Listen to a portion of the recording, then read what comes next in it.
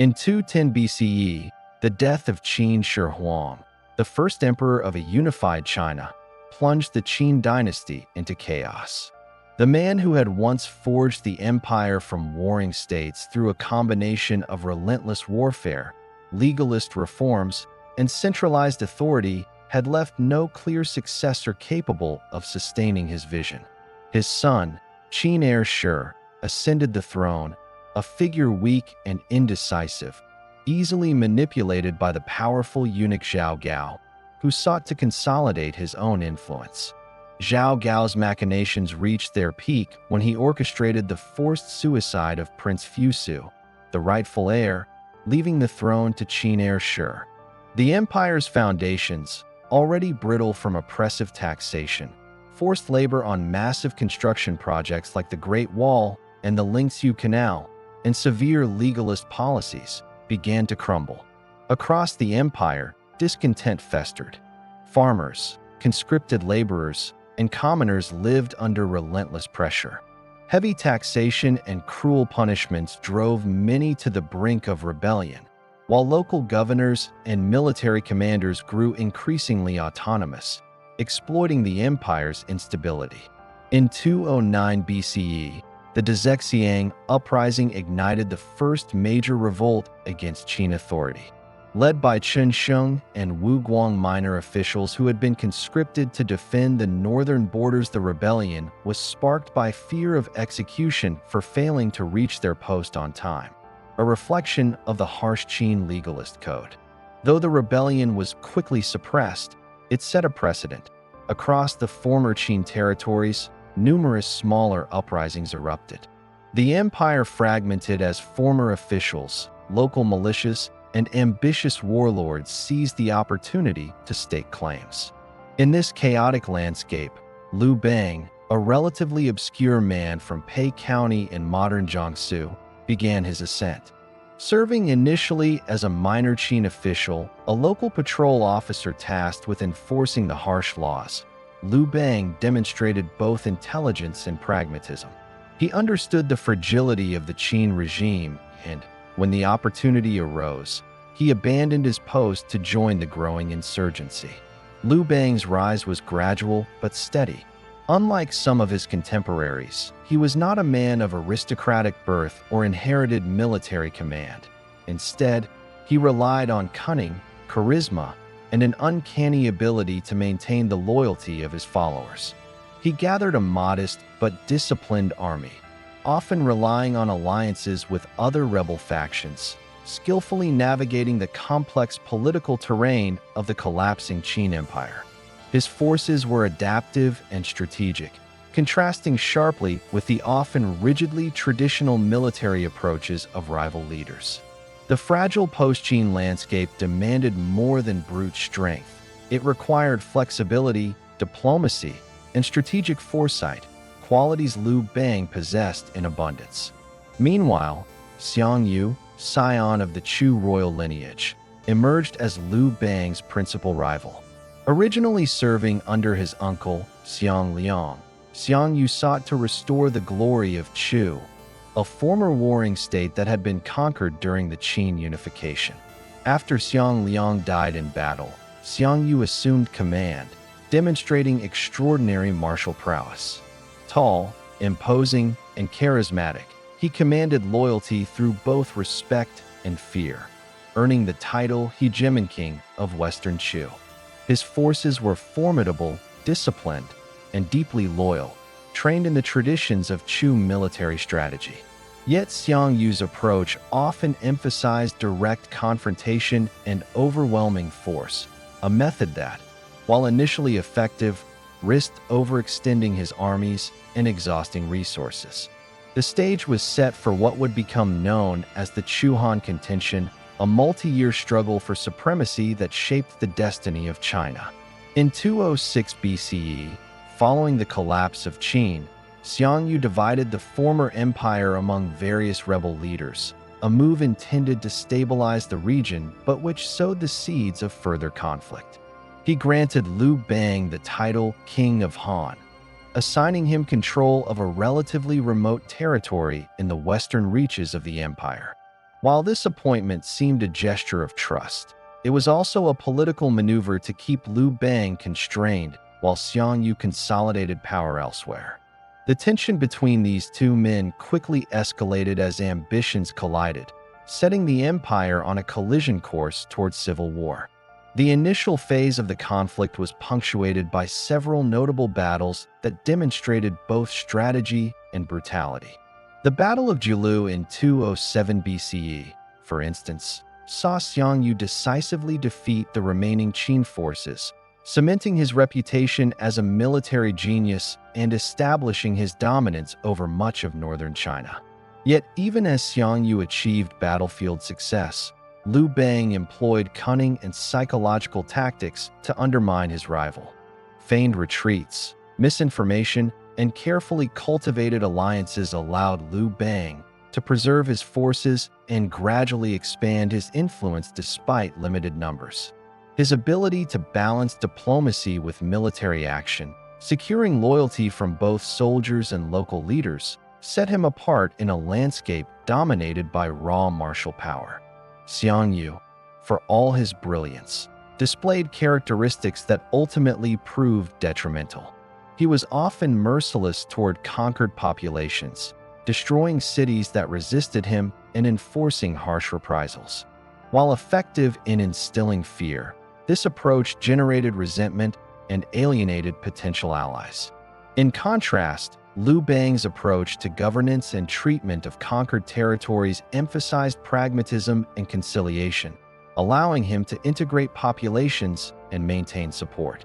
This strategic difference in leadership philosophy would prove decisive over the course of the prolonged conflict. The culmination of the Chu-Han Contention arrived in 202 BCE with the Battle of Gaixia, a confrontation that would determine the fate of the empire. Liu Bang's forces, having meticulously encircled Xiongnu's army, launched a coordinated and psychologically sophisticated assault. Deception, attrition, and morale manipulation were key components of Liu Bang's strategy. Cut off from supplies and isolated from potential reinforcements, Xiongnu's position became untenable. Facing inevitable defeat, he chose to end his life by drowning in the Wu River, a moment that marked not just the fall of a leader, but the conclusion of one of the most decisive civil wars in Chinese history.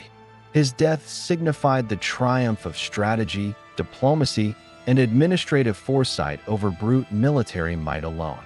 With Xiongnu's defeat, Liu Bang declared himself Emperor Gaozu of the Han Dynasty, establishing a regime that would endure for over 4 centuries in various forms.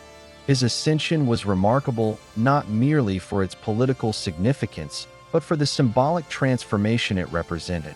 A commoner rising from provincial obscurity to become the architect of an empire. Emperor Gaozu's early reign focused on stabilizing the empire, consolidating administrative control, and repairing the social fabric torn by decades of warfare. He dismantled many of the harshest Qin legalist policies, replacing them with a governance approach influenced by Confucian ideals that emphasized moral authority, fairness, and the welfare of the populace. Taxation was moderated, harsh punishments reduced, and local governance was carefully regulated to prevent abuses of power. The early Han administration also established the structural foundations for imperial governance that would persist throughout Chinese history. The balance between central authority and local control, along with a system of bureaucratic appointments based on merit, set the stage for sustained stability. While the Western Han initially maintained some semi-feudal characteristics, the consolidation of power under the emperor allowed for a cohesive imperial identity to emerge. The dynasty's influence extended beyond politics into culture, as the concept of a unified Chinese identity began to solidify under the banner of the Han, giving rise to the term Han Chinese that remains in use today. The period following the Han Dynasty's establishment was also a time of cultural consolidation. Literature, philosophy, and technology began to flourish under the relatively peaceful administration of Emperor Gaozu. The adoption of Confucian principles in statecraft fostered the development of moral codes for officials, a bureaucratic ethos that emphasized education, loyalty, and civic duty. Technological innovations, agricultural improvements, and trade networks were gradually expanded, laying the groundwork for economic prosperity. Even within the early years, the Han Dynasty demonstrated a capacity for resilience and adaptation, traits that would enable it to survive internal strife and external threats in the centuries to come. In retrospect, the chaotic years preceding the Han Dynasty were marked by a convergence of systemic collapse, opportunistic leadership, and strategic brilliance. The fall of the Qin Dynasty exposed the fragility of an empire built solely on fear and coercion, while the emergence of figures like Liu Bang showcased the power of strategic acumen, diplomacy, and pragmatic governance.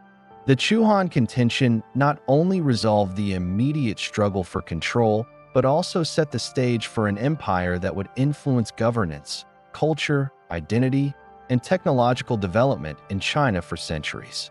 Emperor Gaozu's triumph was the first step in an enduring legacy that combined military prowess, political skill, and cultural foresight, a legacy that would define the Han Dynasty as one of the most consequential empires in human history. In the wake of Xiongnu's defeat of the remaining Qin forces and the formal collapse of the Qin Dynasty, Liu Bang's trajectory from regional warlord to emperor began in earnest. By 206 BCE, the former Qin territories were fractured and tense, with multiple warlords claiming authority over the former Qin lands. Xiongnu, asserting himself as the hegemon king of Western Chu, sought to impose his will over this chaotic landscape, dividing the empire into fiefdoms in what became known as the 18 Kingdoms. As part of this arrangement, Liu Bang was installed as King of Han, granted nominal authority over a modest territory centered around Hanzhong in the southwest.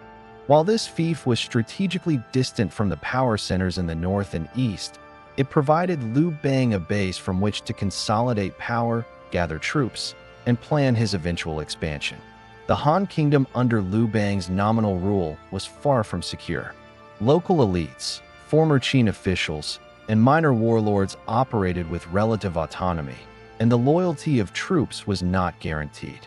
Nevertheless, Liu Bang proved adept at consolidating his control through a combination of pragmatism, diplomacy, and selective displays of military strength. He recognized the limitations of direct confrontation in a landscape still dominated by stronger armies under Xiongnu, and instead focused on fostering loyalty among local populations and integrating disparate forces into a cohesive military structure.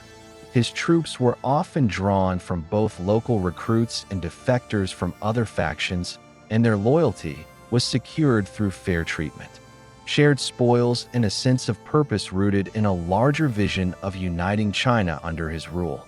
During this period, Liu Bang engaged in extensive political maneuvering. Alliances were fluid and often temporary, reflecting the volatile nature of post-Qin China. He cultivated relationships with regional powers, securing both military support and intelligence about rival movements. Strategic marriages, honors for local elites, and promises of autonomy under Han oversight were employed to expand influence without direct military engagement. This network of alliances allowed Liu Bang to gradually encircle and isolate rivals, applying pressure strategically rather than relying solely on force. By 205 BCE, these efforts had begun to bear fruit, positioning Liu Bang to challenge Xiongnu more directly. Simultaneously, Liu Bang's administration of the Han fief reflected a marked contrast to the oppressive practices of the Qin Dynasty. He reduced heavy taxation, curtailed harsh conscription practices, and implemented policies that emphasized the welfare of the peasantry. Local governance was supervised but allowed a degree of flexibility, which won support among both the populace and minor officials. The contrast between his relatively benevolent rule and the often capricious cruelty of other warlords made Liu Bang an increasingly attractive figure to those disillusioned with the violence and instability that had followed the fall of the Qin. Military campaigns during this period were characterized by strategic patience rather than reckless confrontation. Liu Bang understood that the consolidation of internal support was as important as battlefield victories. Troop movements were carefully calculated to secure key passes, river crossings, and supply lines. Liu Bang's forces employed techniques such as feigned retreats, ambushes, and psychological operations to offset numerical or tactical disadvantages. His leadership emphasized both discipline and initiative among subordinate commanders, creating an adaptable and resilient military hierarchy. These qualities distinguished Liu Bang from Xiongnu, whose reliance on sheer force, while initially successful, ultimately exposed vulnerabilities in extended campaigns. The political landscape was further complicated by the ambitions of other warlords and former Qin generals, some of whom sought to assert independence, while others oscillated in loyalty between Liu Bang and Xiongnu. Figures such as Han Dynasty, who would become one of Liu Bang's most brilliant military commanders, were initially courted through a combination of personal trust, recognition of talent, and the promise of reward. The integration of such capable leaders into Liu Bang's command structure dramatically enhanced the Han army's effectiveness and strategic sophistication. Han Dynasty's campaigns in particular would demonstrate the value of tactical innovation, rapid troop movements, and psychological manipulation of enemy forces, setting the stage for decisive victories against numerically superior opponents.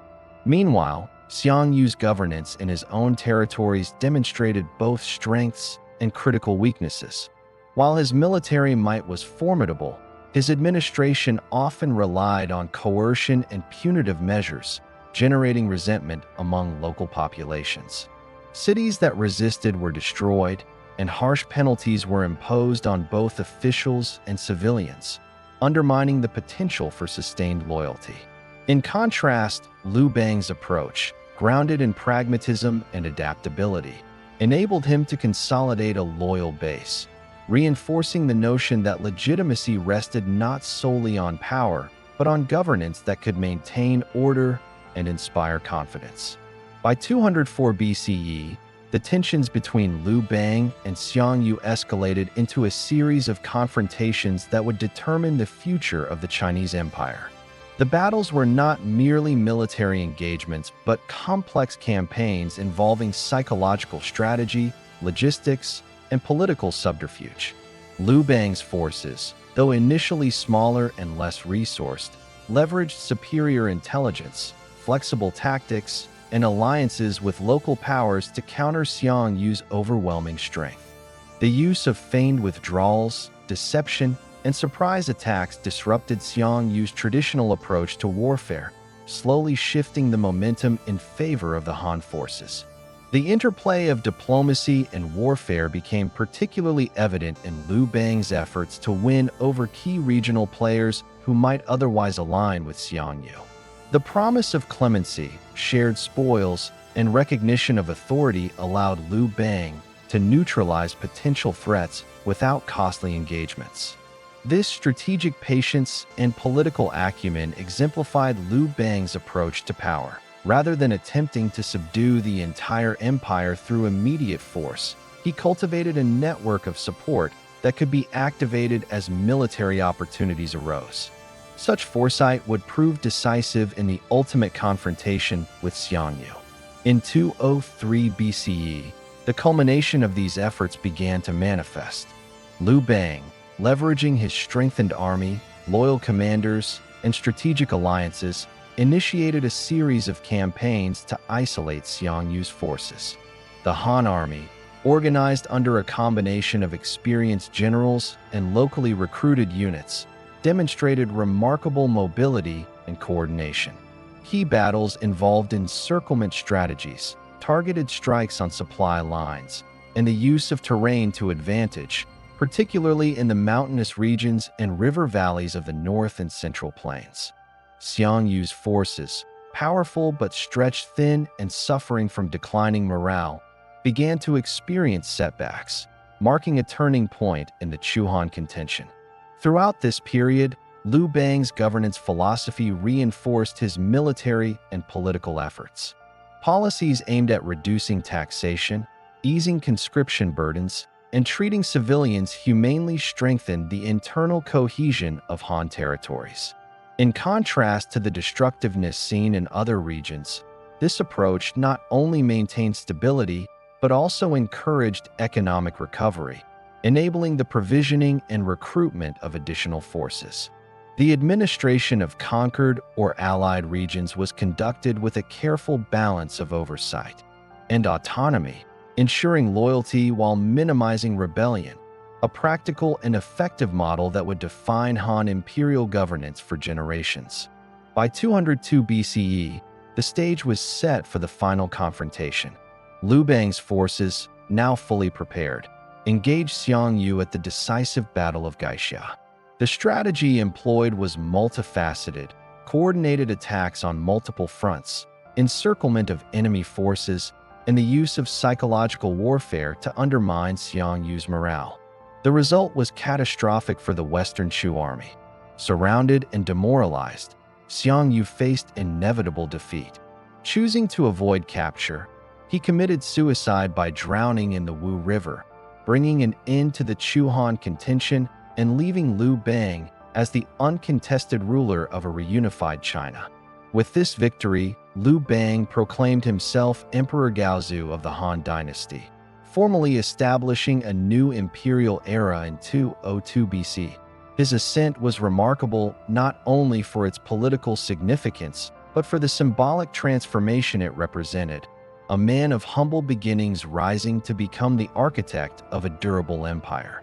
The newly established Han Dynasty emphasized a balance between central authority and local governance, administrative efficiency, and Confucian-inspired moral leadership.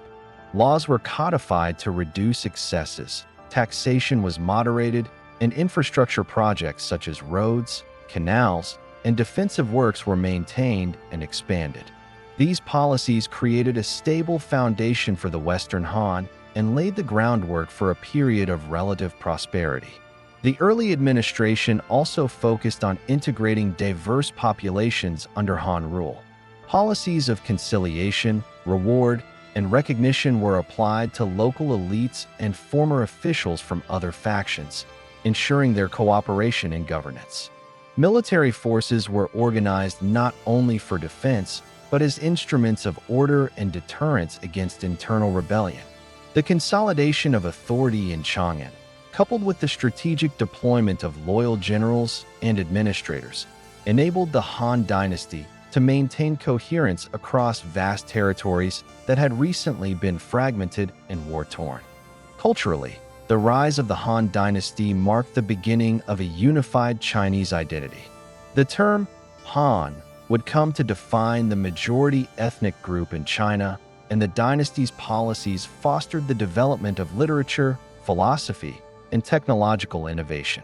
Scholars and officials were encouraged to study Confucian texts, creating a cadre of educated administrators capable of sustaining effective governance.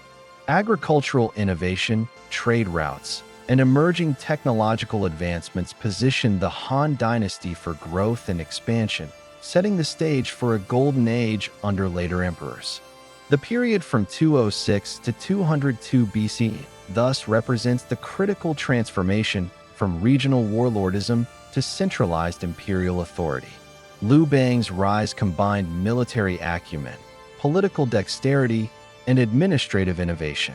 By integrating diplomacy with strategic force, prioritizing the welfare of his subjects, and cultivating capable commanders and administrators, Liu Bang transformed a modest fief into the foundation of one of the most enduring empires in human history.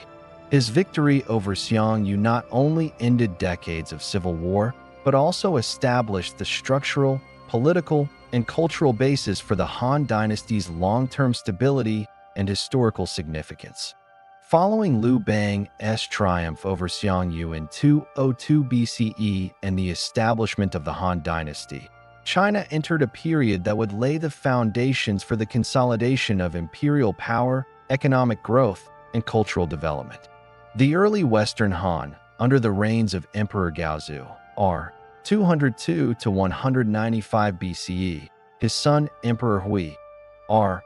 195 to 188 BCE, and subsequently Emperor Wan, r. 180 to 157 BCE, and Emperor Jing, r. 157 to 141 BCE, experienced a phase of relative stability and expansion, both territorially and administratively, a sharp contrast to the chaos of the Qin collapse. Emperor Gaozu, despite his peasant origins, understood the necessity of balancing central authority with the semi-feudal system inherited from the Qin's collapse. He retained a modified feudal structure, granting kingships to trusted relatives and allies while maintaining ultimate control as emperor. However, these kings and nobles, though empowered, were carefully monitored to prevent rebellion. Early challenges included the rebellion of the Seven States in 154 BCE, which, though occurring slightly later, underscored the ongoing tension between central authority and regional powers, highlighting the delicate balance established during these formative decades. The administration focused on reducing the harshness of Qin-era policies. Heavy taxation and forced labor, which had previously sparked widespread rebellion, were moderated. Emperor Gaozu introduced land distribution measures aimed at alleviating the burdens on peasants, while also implementing tax reductions and leniency in legal punishments. The principle of wu wei, or minimal interference in local governance when order prevailed, guided the emperor's approach, contrasting sharply with Qin's strict legalist doctrines. This governance philosophy not only stabilized society, but also promoted loyalty to the Han Dynasty among local populations and elites. Population growth during this period reflected the benefits of these policies. By encouraging agriculture and ensuring the protection of farmland, the Han Dynasty witnessed a steady increase in population, which in turn supported the expansion of the empire's economy. Agricultural reforms included incentives for the reclamation of wastelands, the improvement of irrigation systems, and the distribution of oxen and iron plows to enhance productivity. Roads and canals were constructed or improved to facilitate trade, taxation, and military mobilization, knitting together regions that had previously been fragmented. These infrastructure projects laid the groundwork for economic integration and imperial control across a vast territory that stretched from the Yellow River Basin to the southern reaches of the Yangtze. Culturally, the early Western Han period saw the gradual institutionalization of Confucian ideals. While the dynasty had not yet formally adopted Confucianism as state philosophy, that would occur under Emperor Wu, the influence of Confucian scholars began to permeate governance. Emphasis on moral leadership, filial piety, and the education of officials shaped early administrative practices. Confucian scholars were consulted on policy, and their ideas informed the ethical framework within which laws were applied. This integration of Confucian thought with pragmatic governance helped legitimize imperial authority and reinforced social cohesion. Externally, the Han Dynasty faced significant challenges from nomadic groups, particularly the Xiongnu Confederation to the north. These semi-nomadic tribes, skilled horsemen and raiders, had exploited the weakness of the Qin and sought to expand their influence into Chinese territory. Early encounters included skirmishes along the northern frontiers, where Han generals used a combination of military deterrence and diplomatic appeasement. Gaozu initially relied on treaties and tributes, recognizing that outright conquest of the Xiongnu was logistically difficult and potentially destabilizing. This strategy of cautious engagement allowed the Han to secure borders while buying time to strengthen the internal structure of the empire. Under Emperor Wan, r. 180 to 157 BCE, the Han Dynasty entered an era often described as a model of benevolent governance. When further reduced taxes, curbed excessive conscription, and minimized harsh punishments, earning the moniker of a frugal and humane ruler. His policies were particularly focused on mitigating the burdens on peasantry, allowing for the recovery and expansion of agricultural production. This period also saw the promotion of merit-based administrative appointments alongside hereditary positions, creating a balance between stability and flexibility in governance. One's focus on frugality extended to the imperial court, reducing lavish expenditures that had historically drained state resources, further stabilizing the treasury and consolidating political control. Emperor Jing, r. 157 to 141 BCE, continued and expanded upon these reforms, emphasizing the importance of strong central oversight to prevent the rise of regional powers that might challenge the emperor. His reign included efforts to standardize legal codes, unify monetary systems, and maintain infrastructure critical for communication and commerce. During this period, the Han Dynasty also invested in strategic military expansion and frontier security. The constant threat from the Xiongnu necessitated the establishment of fortified outposts, cavalry units, and the development of a reliable intelligence network to monitor nomadic movements. Diplomatic marriages, trade arrangements, and occasional military campaigns combined to maintain a delicate balance of power along the northern frontier. The Xiongnu threat remained persistent, shaping the military and diplomatic strategies of the Han. Unlike the Qin, who relied primarily on massive conscript armies, the Han adopted a more nuanced approach. Garrisons were established along the northern borders, cavalry units were trained to match the mobility of nomadic horsemen, and envoy missions were dispatched to negotiate peace and trade. The Han court often resorted to a combination of tributes, gifts, and strategic alliances to pacify the Xiongnu while simultaneously preparing for potential conflicts. These measures allowed the early Western Han to maintain relative peace along the northern frontier, preserving internal stability and enabling focus on internal development.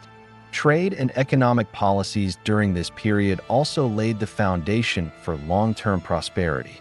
The Han government encouraged local markets, regulated commerce to prevent monopolies, and facilitated the movement of goods through improved infrastructure. Markets in regional capitals flourished, providing access to essential commodities and luxury items alike.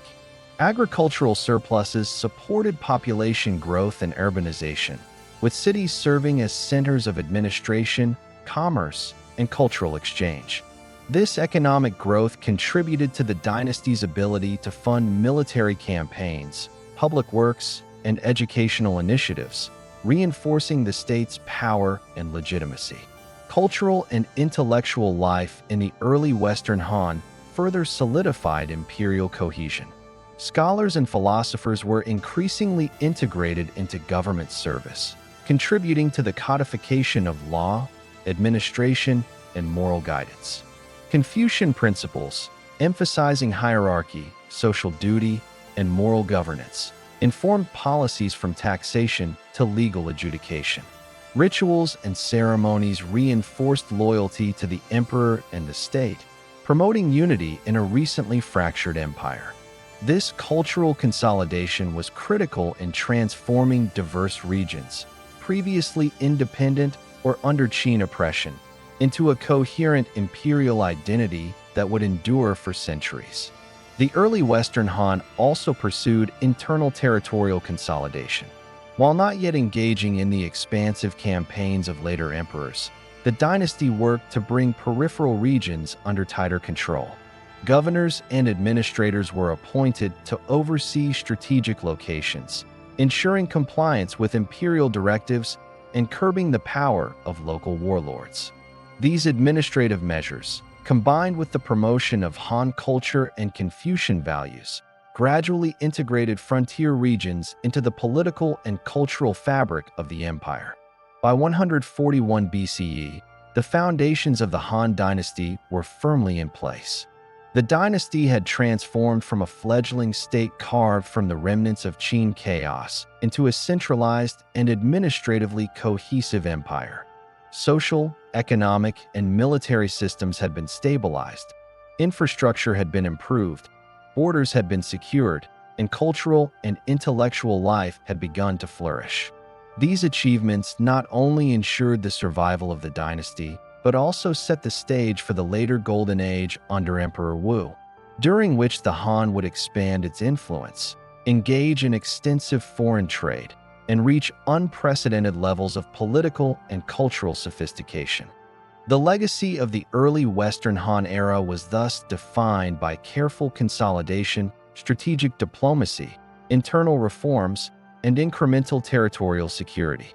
The emperors during this period demonstrated a capacity to learn from the failures of the Qin, combining lessons from recent chaos with innovative governance approaches. Through moderation, pragmatism, and the careful balancing of central authority with local autonomy, the Han Dynasty established the blueprint for imperial administration that would endure for centuries. The combination of economic recovery, population growth, infrastructural development, and strategic military planning allowed the dynasty to withstand internal and external pressures, demonstrating the resilience and adaptability that would define Han China for generations. In 141 BCE, the Han Dynasty entered a transformative era under Emperor Wu, or Han Wudi, whose reign would extend for 54 years, until 87 BC.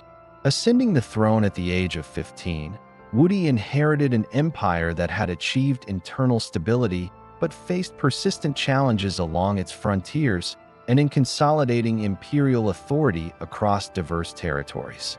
From the outset, Wudi distinguished himself through ambition, energy, and a vision for imperial greatness that far surpassed the relatively conservative policies of his predecessors. His reign would come to define the apex of Han political, military, and cultural power, creating a golden age whose influence resonated for centuries. Central to Wudi's vision was territorial expansion. Unlike earlier rulers, who had focused primarily on internal consolidation, Wudi sought to assert Han dominance beyond the traditional heartlands of the Central Plains. The perennial threat of the Xiongnu Confederation to the north prompted a combination of military campaigns and strategic diplomacy. In 133 BCE, under the command of the brilliant General Wei Qing, the Han army launched a series of offensive campaigns against the Xiongnu, utilizing newly trained cavalry units to counter the mobility and archery skill of the nomads. These campaigns marked a significant shift from the defensive postures of previous emperors, reflecting Wudi's philosophy that offensive action and territorial control were essential to the long-term security of the empire. Wei Qing's nephew, Hua Xiubing, distinguished himself in these operations, conducting lightning raids deep into Xiongnu territory, winning battles that not only demonstrated tactical ingenuity, but also cemented Han prestige across the northern frontier. The campaigns against the Xiongnu were supported by significant logistical and infrastructural improvements. Wudi invested in roads, supply depots, and garrison towns along the northern border, enabling sustained military operations far from the imperial heartland. These strategic outposts served dual purposes, projecting imperial power into contested regions and facilitating trade and communication. By the mid-2nd century BCE, the Han had established a tenuous but effective control over the Hushi Corridor and parts of the Ordos Plateau, laying the groundwork for the eventual establishment of the Protectorate of the Western regions. These territories not only secured strategic routes, but also provided access to valuable resources, enhancing the empire's economic and military capabilities. Wudi's reign also saw the formalization of Confucianism as the guiding philosophy of the state.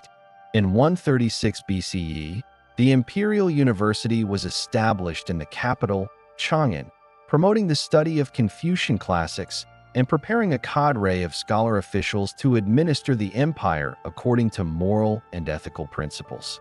The endorsement of Confucianism provided both ideological legitimacy and practical governance tools, emphasizing filial piety, loyalty, and civic duty. Officials were evaluated based on learning and moral character rather than solely on hereditary privilege, laying the foundation for the civil service traditions that would persist in China for millennia. This institutionalization of Confucian thought reinforced central authority, provided intellectual coherence across distant regions, and cultivated an elite class loyal to the emperor and the principles of the state. Economic policies under Wudi were equally ambitious and transformative. Recognizing the importance of a strong state-controlled economy, Wudi implemented monopolies over salt and iron in 117 BCE, allowing the state to regulate critical resources while generating revenue for military and infrastructural projects.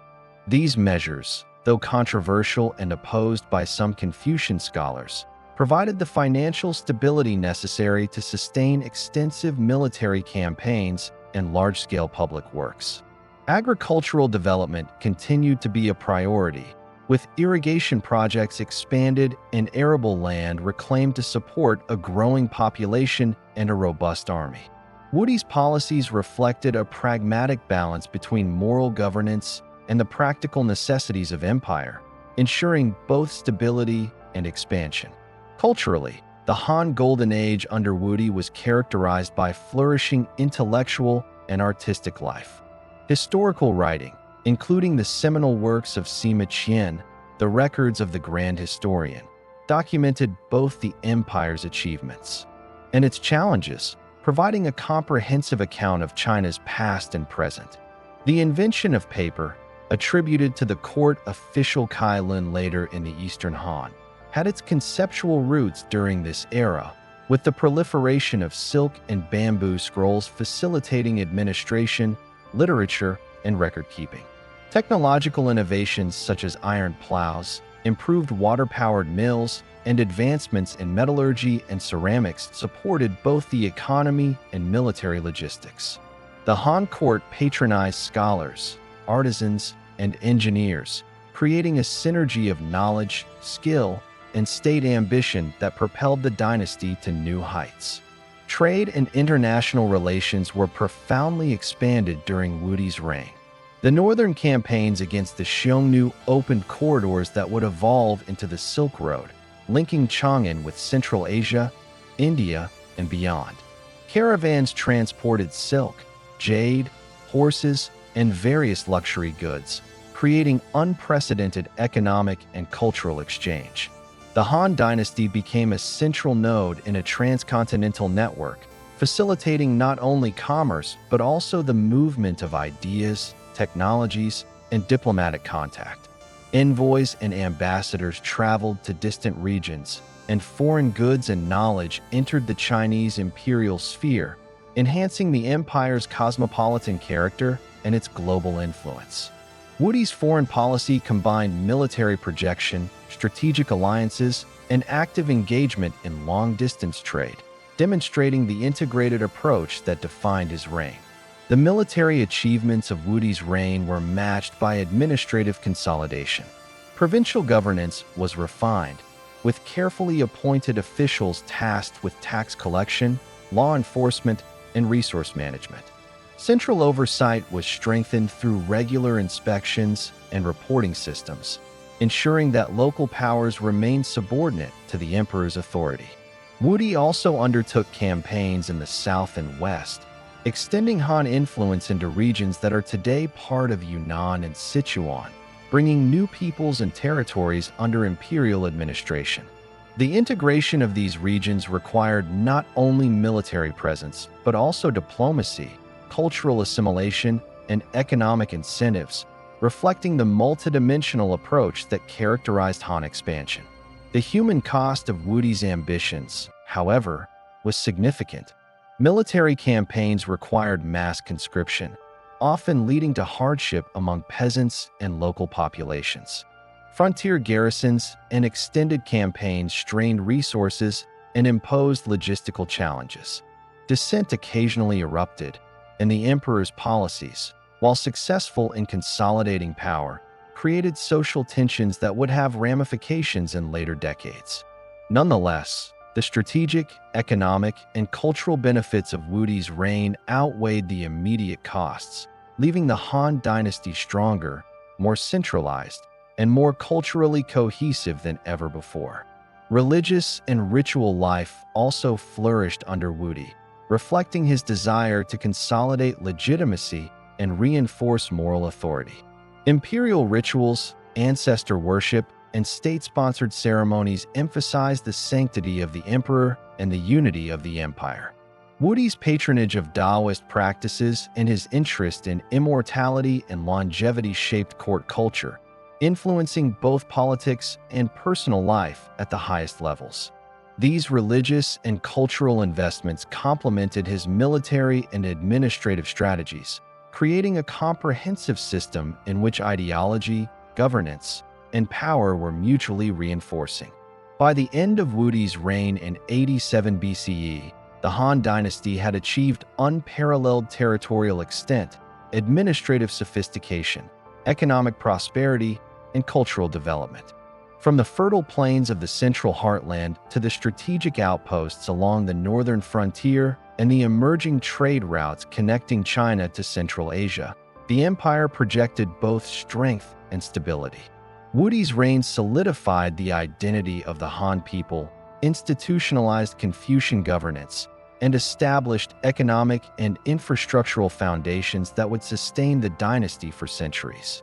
While challenges and human costs accompanied these achievements, the period represents the apex of Han political and cultural power, an era of ambition realized through strategy, administration, and vision. Emperor Wu's legacy extended beyond immediate governance and military success. By transforming the Han Dynasty into a centralized, militarily capable, economically robust, and culturally vibrant empire, he ensured that the Han would endure as a model of imperial authority. His reign exemplified the integration of military conquest, economic control, cultural patronage, and administrative innovation. The policies, infrastructure, and institutions established during this era would influence subsequent Chinese dynasties, embedding the principles of Confucian governance, strategic expansion, and bureaucratic administration into the very fabric of imperial rule. The golden age of the Han under Wudi also left an indelible mark on Chinese civilization. The Silk Road, conceived in part through the necessity of securing borders and fostering trade, opened channels for goods, technologies, and ideas that shaped regional and global history. The formalization of Confucian principles in governance created an enduring civil service system, emphasizing education, merit, and moral integrity. Advances in technology, agriculture, and resource management enhanced economic productivity and societal stability. Wudi's combination of vision, ambition, and pragmatic execution ensured that the Han Dynasty reached heights of power, cohesion, and cultural achievement that would define the epoch. In sum, Emperor Wu's reign from 141 to 87 BCE represents the zenith of the Western Han Dynasty. Through military campaigns, administrative reform, economic innovation, cultural patronage, and strategic foreign engagement, Wudi transformed the Han state into a dominant and enduring empire. His legacy endured long after his death, influencing the structure of Chinese governance, the spread of Han culture, and the evolution of imperial ambition. The Golden Age he initiated demonstrated the potential of centralized authority guided by both strategic foresight and cultural vision, establishing the Han Dynasty as a model of imperial power and civilization. By the death of Emperor Wu in 87 BCE, the Han Dynasty had reached its greatest territorial and administrative heights, yet the very structures that had enabled such expansion now sowed the seeds of vulnerability. Emperor Wu's long and ambitious reign had extended Han influence across vast regions, fortified frontiers against the Xiongnu, and established a bureaucracy grounded in Confucian ideals, but it had also exacted enormous human and economic costs. The heavy taxation and forced conscription required to sustain military campaigns, the personal wealth accumulated by court officials and nobles, and the reliance on eunuch intermediaries in imperial administration began to produce systemic strain. His successors inherited an empire of impressive size, but one increasingly brittle under the weight of financial pressure, social inequality, and administrative complexity. Emperor Zhao, r. 87 to 74 BCE, Wudi's grandson, ascended the throne at the age of 8, with regents and court officials effectively controlling governance. Despite efforts to maintain stability, the regency system exposed weaknesses in central authority. Court factions competed for influence, manipulating imperial decrees and appointments to advance personal agendas. Nobles and large landowners, emboldened by lax oversight, began consolidating estates, often absorbing the lands of smallholders and peasants who could not meet tax obligations. This accumulation of wealth and power undermined the egalitarian ideal that the early Han rulers had sought to cultivate, increasing resentment among the common populace. At the same time, the central treasury struggled to recover from the immense expenditures of Wudi's campaigns, limiting the state's ability to respond effectively to internal unrest. During this period, the Han Dynasty faced both internal and external challenges. The northern Xiongnu, while weakened by decades of campaigns under Wudi, remained a persistent threat.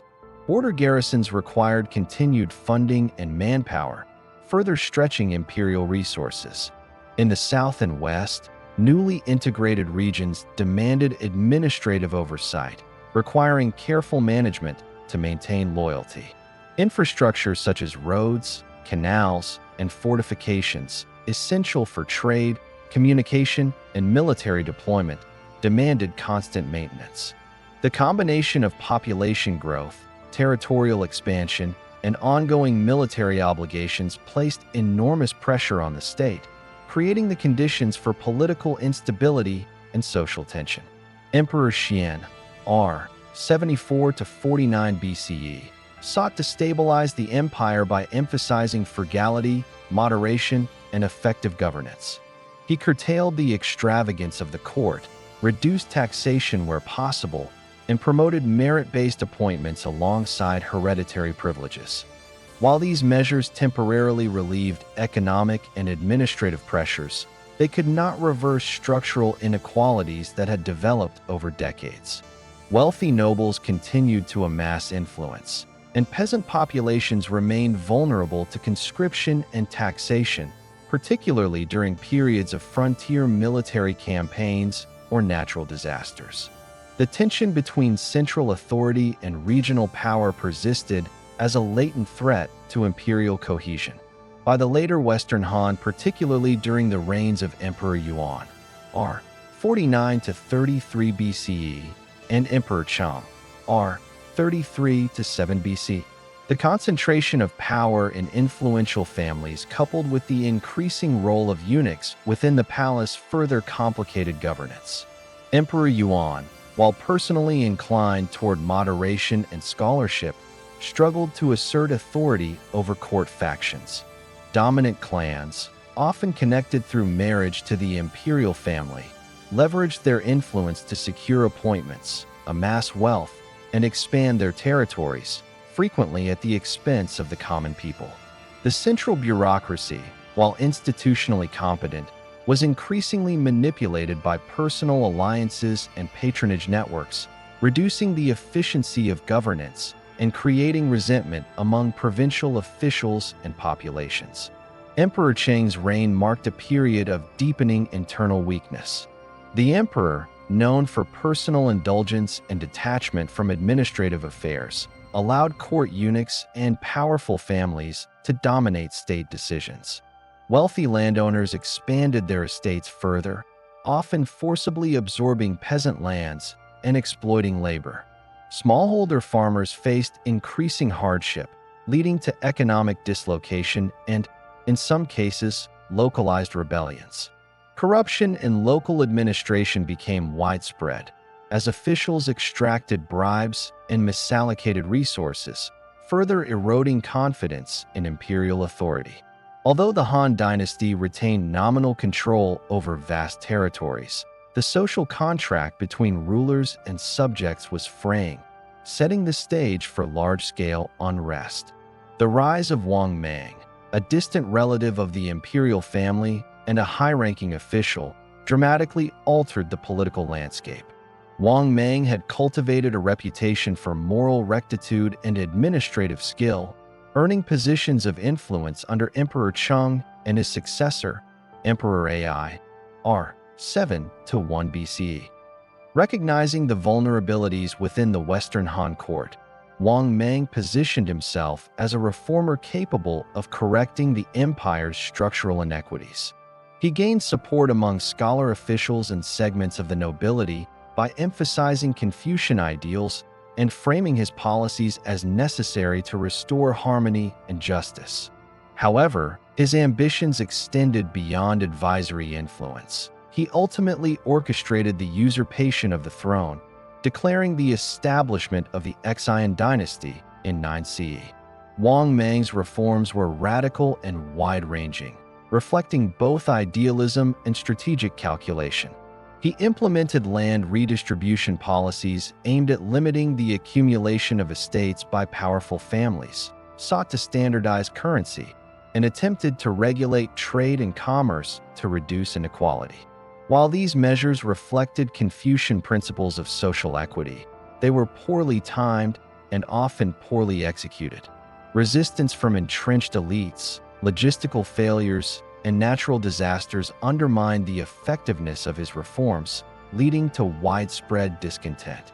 Peasants, previously burdened by taxes, conscription, and famine, found themselves caught between revolutionary promises and administrative chaos, sparking large-scale uprisings.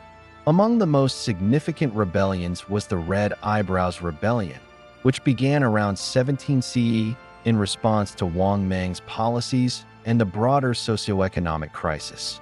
Named for the rebels' practice of painting their eyebrows red as a symbol of defiance, this movement rapidly gained momentum across multiple provinces. Peasants, former soldiers, and disenfranchised officials joined the revolt, demonstrating the depth of dissatisfaction with centralized authority. The rebellion combined both political and social motivations.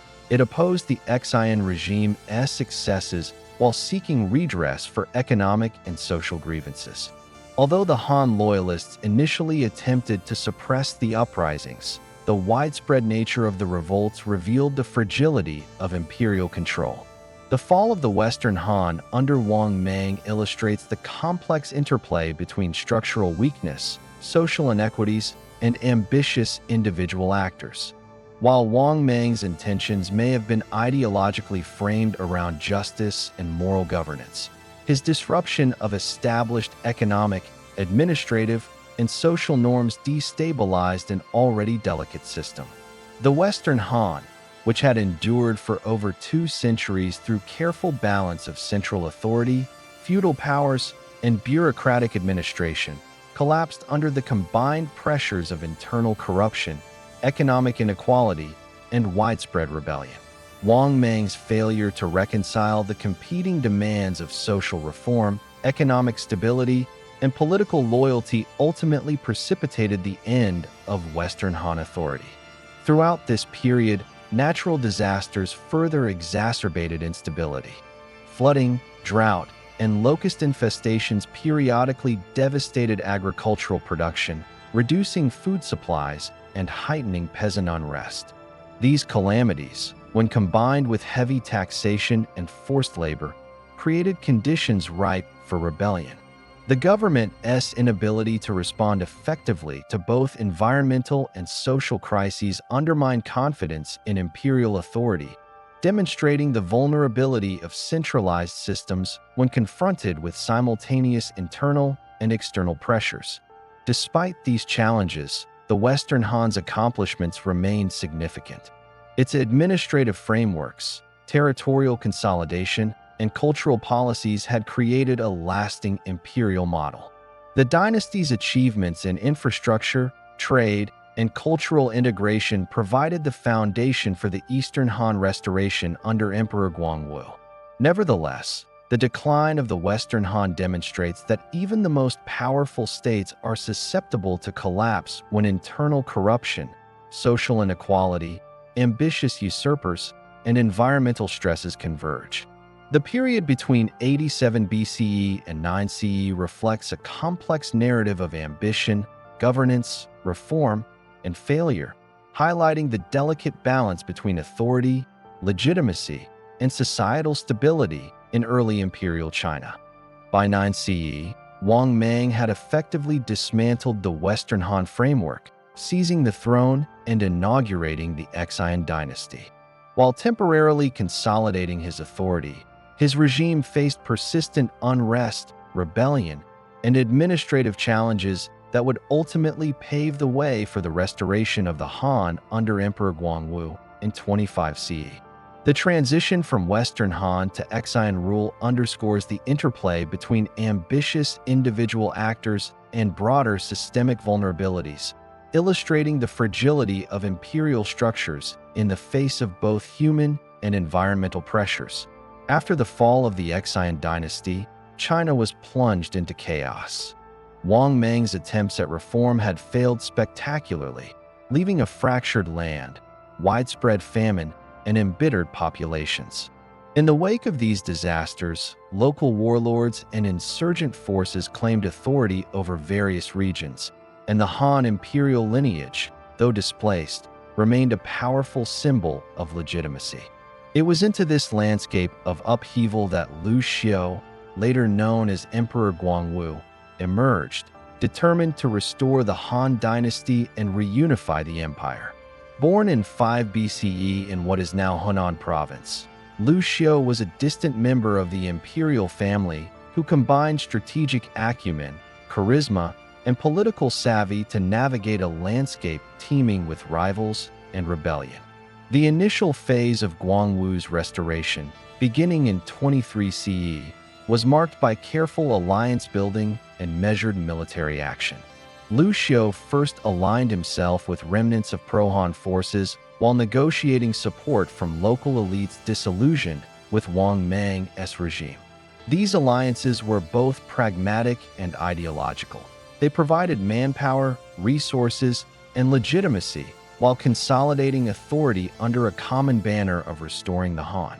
By 25 CE, Liu Xiu had successfully defeated major rival factions, including the forces of regional warlords who had filled the power vacuum left by Wang Mang, and declared himself emperor, re-establishing the Han Dynasty, now known as the Eastern Han. One of the first challenges faced by Emperor Guangwu was administrative consolidation. The prolonged period of fragmentation had left many provinces with weakened governance structures, corrupt officials, and local warlords who were accustomed to exercising autonomous control. Guangwu undertook a systematic campaign to restore centralized authority, appointing loyal and capable administrators to key posts and replacing officials whose allegiances were suspect. He also implemented a careful balance of incentives and punishment, rewarding loyalty with titles, land, and tax privileges, while rigorously suppressing dissent and rebellion. This approach ensured that the Eastern Han could begin to function as a coherent state despite the devastation of the preceding years. Economically, the Eastern Han restoration required both reconstruction and stabilization. Farmlands had been abandoned or destroyed during the Qin collapse, infrastructure had deteriorated, and trade routes were disrupted. Emperor Guangwu prioritized agricultural recovery, offering incentives for peasants to reclaim land and resume cultivation. Irrigation projects were repaired or expanded, roads and canals were reconstructed to facilitate the movement of goods and military forces, and taxation policies were designed to avoid overburdening a population already weakened by years of war and famine. The emperor also reintroduced a measure of state regulation in trade, standardizing weights, measures, and coinage to promote commercial stability and ensure that the treasury could support military and administrative needs. Military organization under Guangwu was both a defensive and strategic imperative. The Han army was rebuilt with an emphasis on discipline, mobility, and loyalty. Veterans of the pro-Han forces were integrated with newly recruited soldiers, while commanders such as Deng Yu, Feng Yi, and Ma Yuan were appointed to lead campaigns against residual insurgent factions and to secure frontier regions. These generals, renowned for their tactical skill and political reliability, carried out operations that not only defeated rebellious warlords but also restored imperial control over previously contested regions. By systematically eliminating rivals and securing key strategic areas, Guangwu consolidated the territorial integrity of the Eastern Han, setting the stage for internal stability and long-term prosperity. The relocation of the capital to Luoyang in 25 CE reflected both strategic and symbolic considerations. Luoyang, located in the Central Plains, offered logistical advantages for administration, trade, and defense. Its proximity to fertile lands, river systems, and established urban centers facilitated the restoration of agriculture, commerce, and governance. Symbolically moving the capital eastward marked a deliberate shift from the Western Han's power center in Chang, and signaling a new era and allowing Guangwu to assert his authority in a region less directly influenced by entrenched Western Han elites. The new capital became a hub of political, economic, and cultural activity, consolidating imperial authority and reinforcing the legitimacy of the restored dynasty. The Eastern Han period also saw the revival of Confucian governance, emphasizing moral rectitude, bureaucratic competence, and centralized authority. Emperor Guangwu promoted the appointment of scholar officials educated in Confucian texts, reinforcing the ethical and ideological foundation of imperial administration. Laws were codified and applied with an emphasis on fairness and order, and the bureaucracy was structured to ensure accountability while maintaining imperial control over distant provinces. The integration of Confucian ideals into governance not only legitimized the restored dynasty, but also fostered social cohesion, reinforcing hierarchical norms and the moral authority of the emperor across a diverse and recovering empire. Culturally, the Eastern Han revival facilitated a resurgence in scholarship, literature, and historiography. Sima Qian's records of the Grand Historian, although completed during the Western Han, continued to serve as a foundational reference for administrators and scholars. The imperial court patronized historians, philosophers, and artisans, promoting a continuity of culture despite the disruption of Wang Mang's reign. Advances in technology and knowledge were gradually encouraged, including improvements in metallurgy, irrigation, and military engineering. The consolidation of culture, knowledge, and administration under the restored dynasty helped to reinforce the identity of the Han state and maintain a sense of continuity with the past, even as the empire adapted to new realities. Foreign relations and trade were reinvigorated during the Eastern Han. The Silk Road, which had begun to emerge during Emperor Wu's campaigns, was revitalized under Guangwu and his successors. Diplomatic missions were dispatched to Central Asia, and trade caravans carried silk, jade, and other commodities to distant lands. These connections facilitated not only economic growth, but also the exchange of ideas, technologies, and cultural practices, enhancing the empire's prestige and influence. Military campaigns into border regions, such as those conducted by Ma Yuan in the south against indigenous tribes in modern-day Vietnam, further secured trade routes and reinforced Han authority, demonstrating the integration of military, economic, and diplomatic strategies. Social structures were carefully managed to promote stability. Land distribution policies were adjusted to prevent the emergence of large, untouchable estates, while taxation was enforced equitably to support government operations without provoking unrest.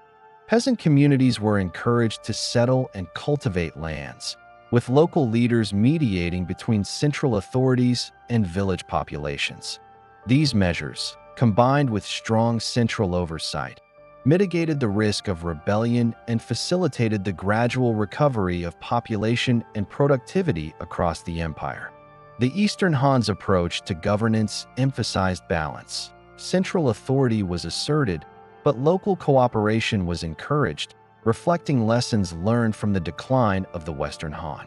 Emperor Guangwu also focused on consolidating military and administrative control over strategic frontier regions. The northern borders required vigilance against residual Xiongnu factions and other nomadic groups.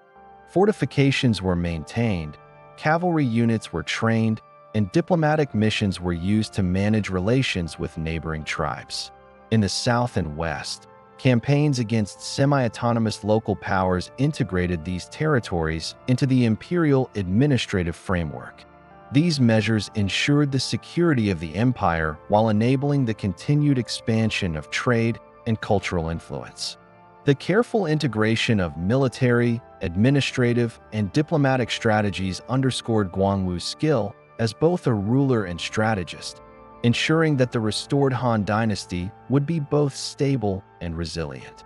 By 105 CE, the Eastern Han had achieved a level of stability and consolidation that allowed subsequent emperors to pursue ambitious policies in governance, trade, military affairs, and cultural patronage.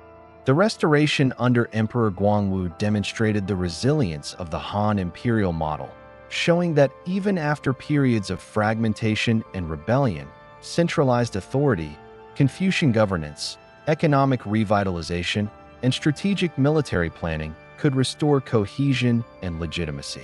The foundation laid during this period enabled the dynasty to endure for another century, facilitating cultural, economic, and technological advancements that would leave a lasting legacy in Chinese civilization. The Eastern Han restoration also reinforced the ideological and cultural legitimacy of the Han Dynasty. By emphasizing continuity with the imperial line, adherence to Confucian principles, and the careful management of social, economic, and military structures, Emperor Guangwu ensured that the restored dynasty would be seen as a legitimate successor to the Western Han. This legitimacy was crucial in maintaining loyalty among elites and commoners alike, providing a framework for governance that would withstand internal and external pressures for decades. The restored Han, grounded in both tradition and pragmatic reform, exemplified the enduring principles of Chinese imperial authority. By the early 2nd century CE, the Eastern Han Dynasty had regained stability under the reign of Emperor Guangwu and his successors, but beneath the surface, systemic vulnerabilities were beginning to manifest. The dynasty had endured internal upheaval, famine, and war during the Xian interregnum. Yet these crises left enduring challenges: bureaucratic corruption, concentration of wealth, growing influence of eunuchs, and the persistent threat of local military strongmen. The seeds of decline, sown during periods of both prosperity and restoration, began to germinate, foreshadowing the eventual disintegration of imperial authority and the transition to the Three Kingdoms period. During the reign of Emperor He, R. 88 to 105 CE, and Emperor N. R. 106 to 125 CE, the imperial court increasingly relied on eunuchs to manage palace affairs and influence political decisions. This reliance emerged from the combination of inexperienced emperors, court factionalism, and the necessity of administrative intermediaries who could enforce imperial directives. Initially, eunuchs served as neutral bureaucratic actors, capable of balancing the interests of competing noble families. Over time, however, their power expanded beyond administrative duties. They manipulated imperial succession, influenced appointments, and became entrenched in factional struggles, undermining the authority of the emperor and creating friction with scholar officials who traditionally guided governance. the central bureaucracy faced growing strain from corruption, nepotism, and regional autonomy. Wealthy landowners and aristocratic families accumulated extensive estates, often consolidating smallholder farms and exploiting tenant labor.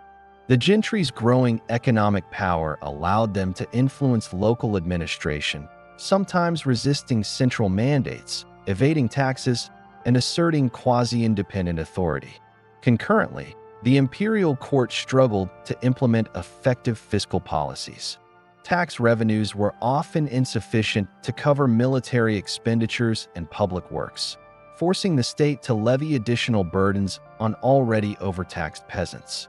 The inequitable distribution of wealth and resources exacerbated social tensions, creating fertile ground for rebellion and unrest. Natural disasters further amplified instability during this period. Floods along the Yellow River, droughts in central provinces, and locust infestations periodically devastated agricultural production, threatening food security and provoking widespread hardship among peasant populations. The government's inability to effectively mitigate these calamities due to bureaucratic inefficiency, corruption, and overextension of resources eroded public confidence in imperial authority. In response to famine and economic stress, local populations frequently resorted to banditry, uprisings, or migration, challenging the state's capacity to maintain order. By the late 2nd century CE, the convergence of economic strain, social inequality, and bureaucratic corruption ignited large-scale peasant uprisings. The most significant was the Yellow Turban Rebellion, beginning in 184 CE under the leadership of Xiongnu and his followers. Inspired by Taoist millenarian ideology and fueled by widespread suffering, the rebels adopted the symbol of yellow turbans and advocated for a transformative, morally righteous order. The rebellion quickly spread across multiple provinces, attracting tens of thousands of followers and threatening the stability of the imperial heartland. The Yellow Turban Rebellion exposed the weakness of the central military command, which struggled to coordinate responses across the vast and fractured territories of the Eastern Han. The Han military, once a formidable instrument under Emperor Wu and subsequent generals, had gradually weakened due to reliance on local garrisons, privatization of armed forces, and the increasing influence of regional elites. Powerful generals and provincial commanders often wielded authority comparable to that of the emperor, controlling local armies and resources. While these forces were crucial in suppressing uprisings such as the Yellow Turban Rebellion, they also enhanced the autonomy of local warlords. Leaders like Cao Cao, Sun Jian, and Yuan Shao, who emerged in the late Eastern Han, capitalized on the central government's weakened authority, building personal power bases and setting the stage for the fragmentation of the empire. Court politics during the later Eastern Han were marked by intense factionalism. Eunuchs and scholar officials vied for influence over emperors, succession, and policy decisions. The partisan prohibitions of 166 and 169 CE, in which scholar officials opposing eunuch influence were purged or marginalized, illustrate the deepening crisis of governance. These purges created cycles of retaliation and instability within the bureaucracy, weakening the capacity of the central government to respond effectively to external threats, uprisings, or administrative challenges. The struggle between eunuchs and the gentry underscored the erosion of meritocratic governance that had been a hallmark of the earlier Eastern Han restoration. Economic disparity continued to widen as the state became increasingly reliant on local elites to administer tax collection and maintain order. Large estates, often controlled by aristocratic families and supported by bonded labor, flourished, while smallholders faced impoverishment and increasing vulnerability to conscription. The concentration of land and resources in the hands of a few magnified social grievances, contributing directly to the scale and intensity of peasant uprisings. Local economies, while partially revitalized by trade and urban markets, remained susceptible to disruption by military campaigns, taxation pressures, and environmental disasters. In the final decades of the Eastern Han, the emperor's authority was increasingly symbolic rather than practical. Emperors such as Ling, R. 168 to 189 CE, and Xian, R. 189 to 220 CE, were effectively puppets manipulated by powerful court factions, eunuchs, and regional warlords. The abdication of real power to generals and aristocrats created a fragmented political landscape in which loyalty to the throne became nominal. Personal ambition, family alliances, and military strength became the primary determinants of power, overshadowing the traditional Confucian-based imperial hierarchy that had long legitimized the Han Dynasty. The assassination of Emperor Ling's successor and the installation of Emperor Xian in 189 CE marked the final stage of imperial erosion. At this point, the empire was effectively controlled by warlords such as Dong Zhuo, whose exploitation and brutality accelerated the disintegration of central authority. The coalition of regional generals who sought to challenge Dong Zhuo further destabilized the state, and while nominally loyal to the emperor, these figures acted with independence, often pursuing personal agendas at the expense of imperial unity. The capital, Luoyang, and later Xuchang, became arenas of military occupation and political manipulation rather than centers of effective governance. By 220 CE, the structural weaknesses that had accumulated over decades, bureaucratic corruption, eunuch dominance, social inequality, overextension of military resources, and environmental pressures, culminated in the abdication of Emperor Xian. The Eastern Han Dynasty, which had endured for nearly 2 centuries following its restoration under Emperor Guangwu, finally ceased to function as a centralized, unified state. The empire fragmented into multiple competing territories, giving rise to the Three Kingdoms period. The legacy of the Eastern Han was thus a mixture of remarkable administrative, cultural, and military achievements, overshadowed by systemic decay that rendered the dynasty incapable of maintaining unity in the face of internal and external pressures. The fall of the Eastern Han highlights the interplay between structural vulnerabilities and immediate crises. Unlike the Western Han, which collapsed under the combination of usurpation and peasant rebellion, the Eastern Han's decline was gradual, resulting from accumulated weaknesses exacerbated by environmental disasters, bureaucratic inefficiency, social inequity, and military decentralization. The Yellow Turban Rebellion and subsequent uprisings illustrate how popular dissatisfaction, when coupled with administrative incompetence and elite factionalism, can erode even a dynasty with centuries of precedent and institutional knowledge. The final collapse was not sudden, but the inevitable outcome of decades of unresolved tensions within the state. Despite its decline, the Eastern Han maintained enduring legacies.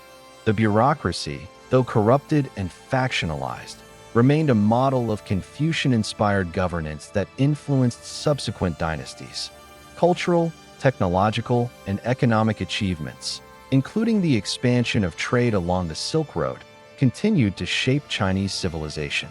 The identity of the Han Chinese people, firmly associated with the Han Dynasty by this period, persisted, and the institutional precedents of administration, taxation, and imperial authority endured as guiding frameworks for the subsequent Three Kingdoms period and later dynasties.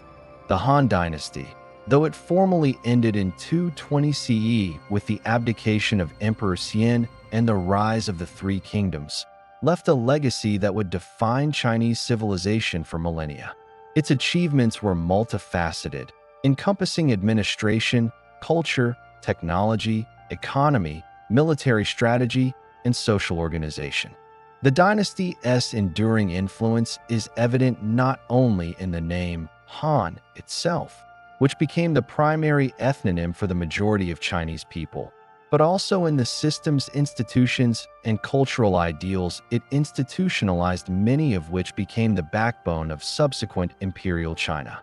One of the most significant contributions of the Han Dynasty was the development of a bureaucratic and administrative framework that combined centralized authority with local governance. Beginning with the consolidation policies of Emperor Gaozu and reaching full maturation under Emperor Wu, the dynasty created a tiered system of command that allowed the emperor to exert control across vast and diverse territories. Provinces were overseen by centrally appointed officials, while commanderies and counties were managed by magistrates and administrators, ensuring that imperial policies were implemented at the local level. At the same time, the bureaucracy incorporated meritocratic principles, particularly after the formalization of Confucianism as the state philosophy during Wudi's reign in 136 BCE. Scholar officials educated in Confucian classics became the backbone of governance, introducing moral and ethical considerations into administration.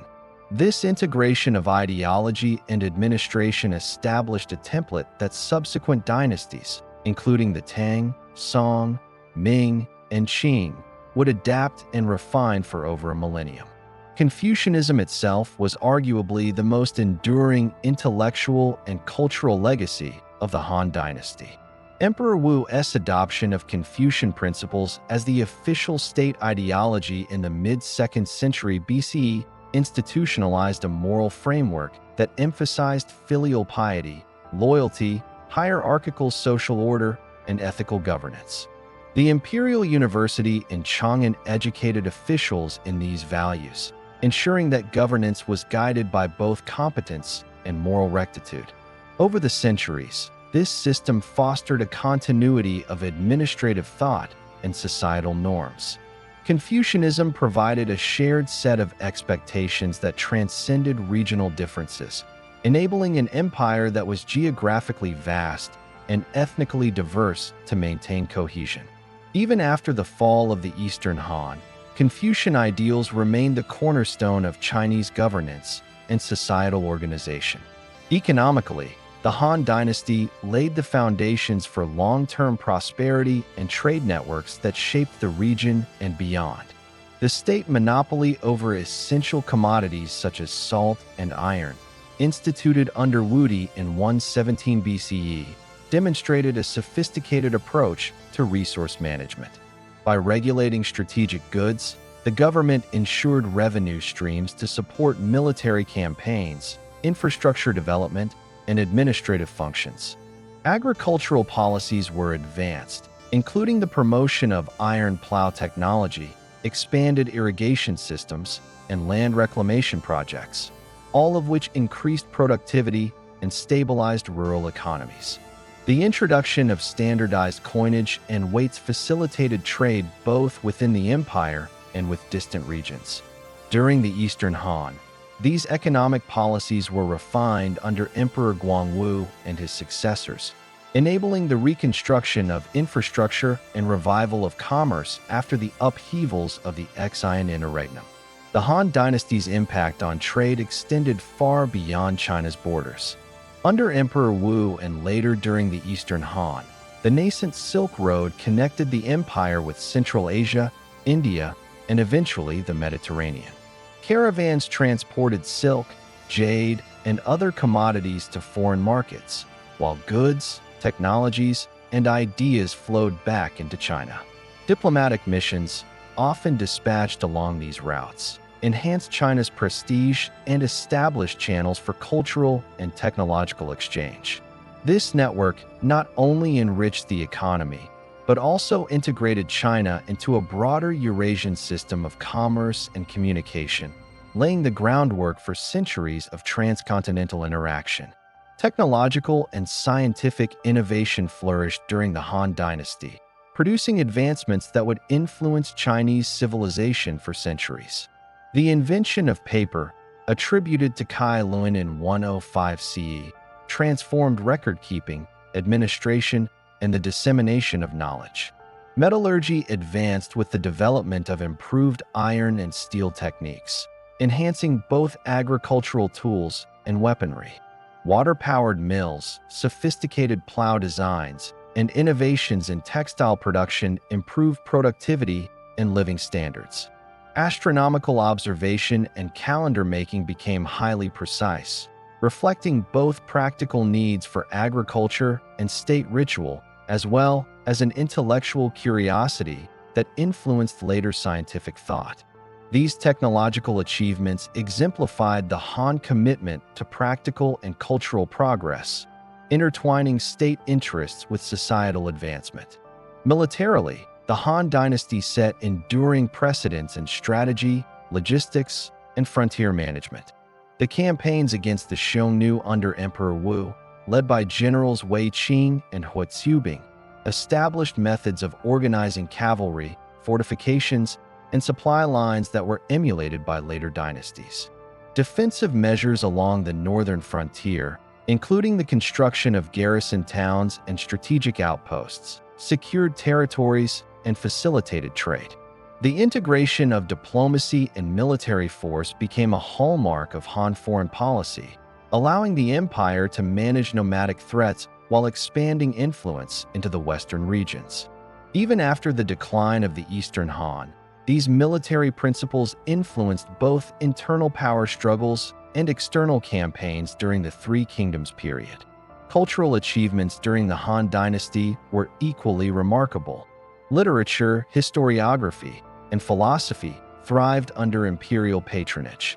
The records of the grand historian by Sima Qian, completed in the early Western Han, provided a comprehensive account of Chinese history, offering both narrative and analytical frameworks that influenced subsequent historiography. Poetry, philosophical discourse, and practical manuals in agriculture, medicine, and governance proliferated, reflecting a society that valued knowledge, ethical conduct, and practical utility. The synthesis of artistic, intellectual, and administrative achievements created a cultural coherence that strengthened social identity and reinforced the legitimacy of the imperial system. The social fabric of the Han Dynasty reflected a complex interplay of hierarchy, mobility, and merit. The combination of hereditary aristocracy, scholar-official meritocracy, and localized governance provided both stability and flexibility. While social stratification was pronounced, avenues for advancement through education and bureaucratic service existed, particularly under the Confucian system. Women's roles, while constrained within patriarchal norms, were influential in domestic spheres and, in some cases, within court politics, as seen in the influence of empresses and concubines during succession crises. Peasant labor remained foundational to the economy, and the state's policies regarding land, taxation, and conscription shaped daily life while reinforcing imperial authority. This careful balance of hierarchy and practical governance contributed to the dynasty's longevity and enduring cultural influence. Even in decline, the Han Dynasty's institutional and cultural legacies persisted. Following the abdication of Emperor Xian in 220 CE, the political fragmentation of the Three Kingdoms period did not erase Han principles. Subsequent dynasties drew upon Han administrative models, Confucian moral frameworks, and economic policies to structure governance and societal norms. The identity of the Han people, established and reinforced during this era, provided a cohesive cultural and ethnic foundation for China. Concepts of centralized authority, legal and bureaucratic organization, trade regulation, and cultural patronage continued to inform governance and civil life across successive dynasties, underscoring the enduring impact of the Han period. In addition, the Han Dynasty's influence extended beyond China proper. Cultural practices, technological innovations, and trade networks influenced neighboring regions, including Korea, Japan, and Central Asia. Confucian ideas informed governance and social organization in these areas, while the movement of goods and ideas via the Silk Road facilitated cross-cultural exchange. The Han model of imperial authority, combined with its achievements in administration, technology, and culture, became a benchmark for emerging states seeking both legitimacy and stability, creating a ripple effect across East Asia and beyond. The Han Dynasty also left an indelible imprint on the historical imagination. Scholars, historians, and poets in later centuries frequently invoked Han achievements as exemplars of effective governance, cultural sophistication, and imperial ambition. The dynasty's successes and failures provided both a template and a cautionary tale, illustrating the possibilities and limitations of centralized authority, social policy, and military expansion. This historiographical legacy ensured that the Han Dynasty remained a central reference point in Chinese intellectual, political, and cultural discourse, shaping narratives of statecraft and civilization for centuries. Finally, the dynasty's enduring impact on identity cannot be overstated. The term Han became synonymous with the majority ethnic group in China, embedding the dynasty's name into the very definition of Chinese civilization. The cultural, linguistic, administrative, and social innovations established during the Han period became pillars of identity, governance, and historical memory. Even after political collapse, the principles, institutions, and achievements of the Han Dynasty continued to define the contours of Chinese society, influencing governance, social norms, economic structures, military organization, and cultural life. The legacy of the Han Dynasty is therefore both practical and symbolic. Practically, it provided models of governance, economic management, military organization, and cultural administration that influenced China for centuries. Symbolically, it created a shared identity, historical consciousness, and cultural cohesion that endured even amidst fragmentation, invasion, and political change. From Confucian bureaucracy and Silk Road commerce to technological innovation and historiographical tradition, the Han Dynasty represents a foundational epoch in Chinese history, demonstrating how an empire can shape civilization long after its political structures have fallen.